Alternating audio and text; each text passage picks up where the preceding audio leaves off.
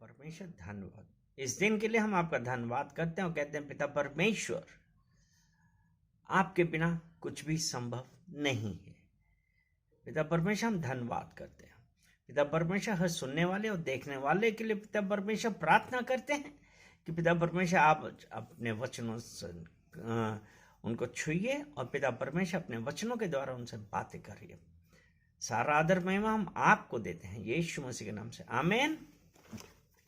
आज हम पढ़ेंगे भजन संहिता 34, साम्स 34। इसकी हेडिंग ऐसे दी हुई है, परमेश्वर की भलाई के लिए उसकी स्तुति। और हम भजन संहिता 34 उसका 8वां वचन 34 और उसका 8वां वचन ऐसा कहता है, परख कर देखो कि यहोवा कैसा भला है। टेस्ट एंड सी, है ना। परख कर देखो कि यहोवा कैसा भला है, क्या ही धन्य है वह पुरुष जो उसकी शरण लेता है। परख कर देखो। क्या आपने कभी सोचा है? क्योंकि यहां पे जब दाऊद ने ये लिखा है, क्योंकि इस वर्ष को समझने से पहले अगर हम पहला शमूएल उसका 21वां अध्याय और हम वचन पढ़ेंगे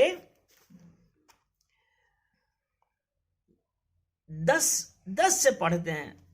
पहला शमूएल 21 अध्याय 10वें वचन से हम पढ़ते हैं। तब दाऊद चला और उसी दिन शाऊल के डर के मारे भागकर गत के राजा आकीश के पास गया। शाऊल के डर से, ठीक है, क्योंकि शाऊल वो दाऊद को मारना चाहता था और उसके डर से दाऊद भाग के गत के राजा आकीश के पास गया। और आकीश के कर्मचारियों ने आकीश से कहा, क्या वे उस देश का राजा दाऊद नहीं है? क्या लोगों ने उसी के विषय में नाचते नाचते एक दूसरे के साथ यह गाना ना गाया था कि शाऊल ने हजारों को और दाऊद ने लाखों को मारा है? अब आप ये देखिए, वो शाऊल के डर से राजा आकीश के पास गया और आकीश के कर्मचारियों ने उसे पहचान लिया। यानी कि वो अपनी जान बचाने के लिए वहां पे गया और वहां पे भी वो पहचाना गया। लेकिन उसके आगे जब हम पढ़ते हैं तो 12वां वचन ऐसा कहता है, दाऊद ने ये बातें अपने मन में रखी और गत के राजा आकीश से अत्यंत डर गया। उधर शाऊल से डरा, इधर वो जान बचाने के लिए गत के राजा के पास आया, उसके राज में आया। यहां पे भी वो अत्यंत डर गया क्योंकि उसको यह था कहीं ये उसके पास ना दे दे। 13वां वचन कहता है, तब उसने उनके सामने दूसरी चाल चली और उनके हाथ में पड़कर पागल सा बन गया और फाटक के किवाड़ों पर लकीरें खींचने और अपनी लार अपनी दाढ़ी पर बहाने लगा। यानी कि आकीश से डर के वो क्या हुआ, राजा आकीश से अब उसको उससे बचना था। वो पागलों जैसा बन गया, अपनी लार बहाने लगा, फाटक के किवाड़ों पे लकीरें खींचने लगा। आप लोगों ने देखा होगा कि कई बार पागल लोग किस प्रकार का बिहेव करते हैं। अपनी जान बचाने के लिए उसने पागलों की जैसा, और क्योंकि अगर इसी का 14वां वचन पढ़ें तब आकीश ने अपने कर्मचारियों से कहा, देखो वह जन तो बावला है, तुम उसे मेरे पास क्यों लाए हो? 15, क्या मेरे पास बावलों की कुछ घटी है कि तुम उसको मेरे सामने बावलापन करने के लिए लाए हो? क्या ऐसा जन मेरे भवन में आने पाएगा? अर्थात दाऊद बावलों की तरह, पागलों की तरह करने लगा। अब राजा ने कहा, आकीश ने कहा, ये तो पागल है, ये क्या करेगा? तुम इसको मेरे सामने क्यों लाए हो? और यही जो भजन संहिता हमने अभी 34 उसका 8वां हमने जो पढ़ा उसमें है क्योंकि ये भजन संहिता दाऊद के द्वारा लिखी गई है। ये दाऊद का भजन है। और परख कर देखो कि यहोवा कैसा भला है, यानी कि कैसी भी सिचुएशन थी, यहां वो मरने को था, वो भयभीत था, तो उसने इस प्रकार का किया।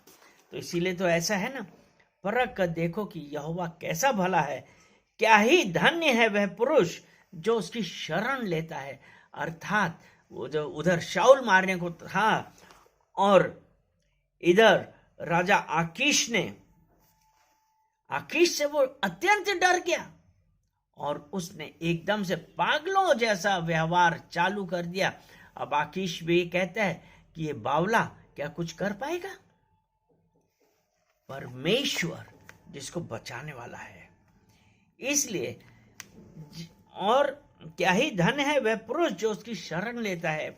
अभी इसी 34 का अगर हम पहला वचन पढ़ें, उसमें ऐसा लिखा है, मैं हर समय यहोवा को धन्य कहा करूंगा, उसकी स्तुति निरंतर मेरे मुख से होती रहेगी। अब जब वो परमेश्वर ने हमको ऐसी प्रॉब्लम से, ऐसी सिचुएशन से, ऐसी सर्कमस्टेंसेस से हमको निकाल दिया, उसने दाऊद को निकाल दिया, वही परमेश्वर आज हमारे साथ है। इसलिए तब अच्छा लिखा है कि परख कर देखो कि यहोवा कैसा भला है, क्या ही धन्य है वह पुरुष जो उसकी शरण लेता है। तो मैं हर समय यहोवा को धन्य कहा करूंगा, उसकी स्तुति निरंतर मेरे मुख से होती रहेगी। आपको हमारा क्या फर्ज बनता है कि परमेश्वर की स्तुति कर रहे हैं, उसको धन्यवाद करें, क्योंकि यहोवा धन्य है।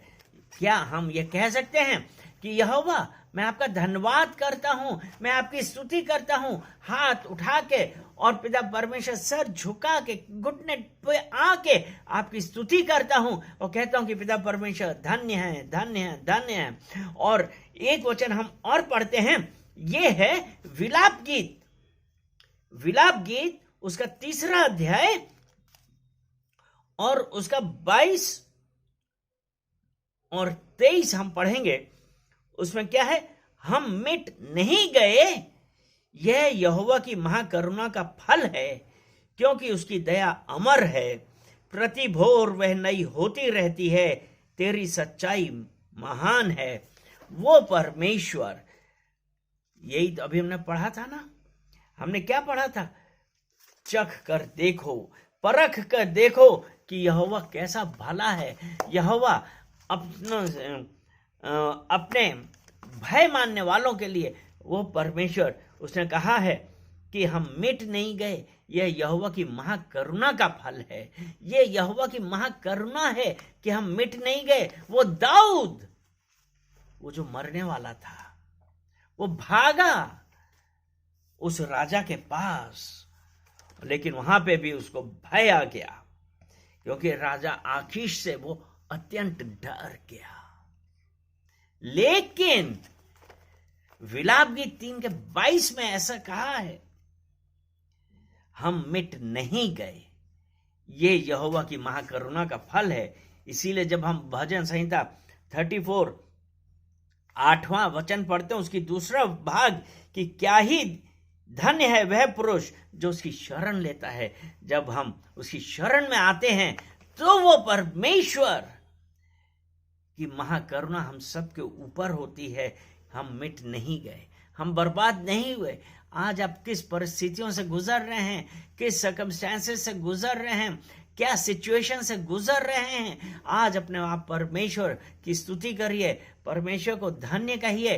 परमेश्वर आपको बचाने वाला है। एक वचन हम और पढ़ेंगे, वो रोमियो की पत्री उसका 8वां अध्याय और उसका 28वां वचन हम पढ़ते हैं।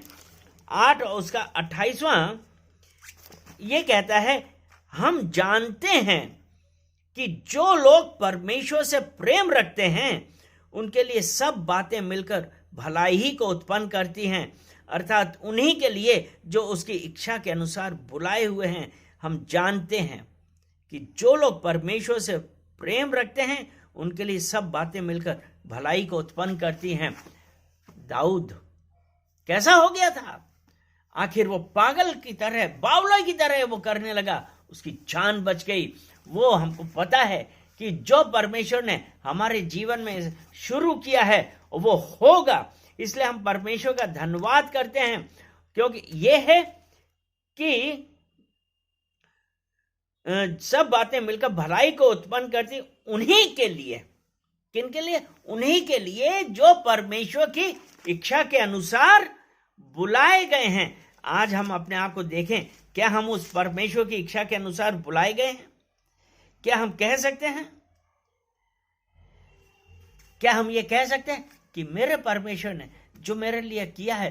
क्योंकि फिलिपियों की पत्री उसका पहला अध्याय उसका 6वां वचन हम देखते हैं, मुझे इस बात का भरोसा है जिसने तुम में अच्छा काम आरंभ किया है वही उसे यीशु मसीह के दिन तक पूरा करेगा। हम धन्यवाद करते हैं परमेश्वर का, क्योंकि जो अच्छा कार्य उसने मेरे जीवन में शुरू किया है वो यीशु मसीह के आने तक वो पूरा करेगा। हम धन्यवाद करते हैं क्योंकि हम मिट नहीं गए, ये उसकी महाकरुणा का फल है। इसलिए परख कर देखो यहोवा कितना भला है। धन्यवाद करते हैं पिता परमेश्वर, धन्यवाद करते हैं। सारा आदर महिमा हम आपको देते हैं पिता परमेश्वर। इस वचनों के द्वारा पिता परमेश्वर आपने हम लोगों से बातें करी है, उसके लिए हम धन्यवाद देते हैं कि पिता परमेश्वर, क्योंकि आप हर परिस्थिति में जो आपसे भय खाते हैं आप उनको बाहर निकाल देते हैं, क्योंकि हम मिट नहीं गए।